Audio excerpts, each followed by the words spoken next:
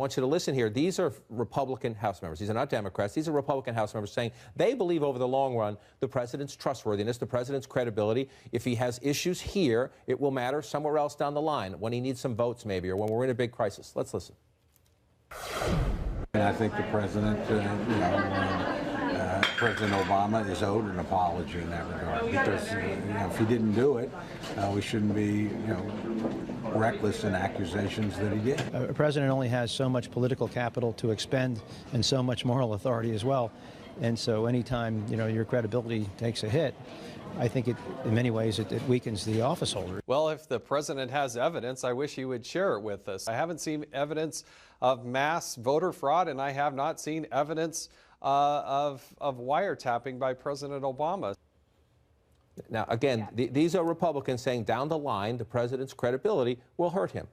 Is there any evidence of that today? Because we'll get to the specifics of the health care debate in a few minutes. But if you talk to people in town, they say the president, perhaps he's exaggerating his role, but the president has helped win some votes. The president has helped bring some people over on health care, that he's doing his job. He's doing what he's supposed to be doing. Is there evidence that this hurts him? Because that's the only way it's going to stop. Well, let me say, it's concerning to me that Theresa May's the easy stuff, right? This is right. Britain. This is a right-of-center person that you can work with. And so it's like, why are we flubbing on this, of all things?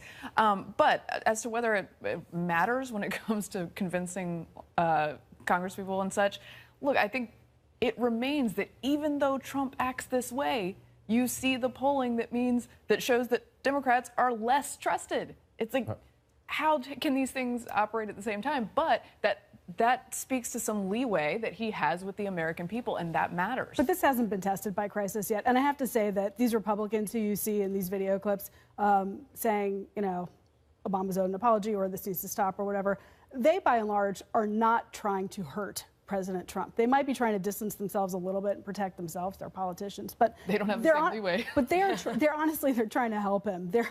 When you come out publicly and you kind of say, quit doing it, they're trying to help him. Because this also does become their problem, to your point, when they have a million reporters running up to them, asking them what they think about what the president did over and over again. They don't want to be talking about this. The other place where this might hurt him is, continue to hurt him actually, is with the intelligence community. He hasn't had a good relationship coming into this administration with them, and this certainly doesn't help. Well, there have been any number of occasions where we say, here's a big event that could be the page turner. It's a pretty big event when the FBI director is going to testify publicly tomorrow. And again, I think significant that the Republicans went along with that. They could have stopped this. They could have said there's no public hearing. They run the show. I think it's to the point of they're trying to help the president in an odd way. Send him a message saying, sir, see, there are consequences to your actions, maybe? They do what they can. They do what they can. Okay.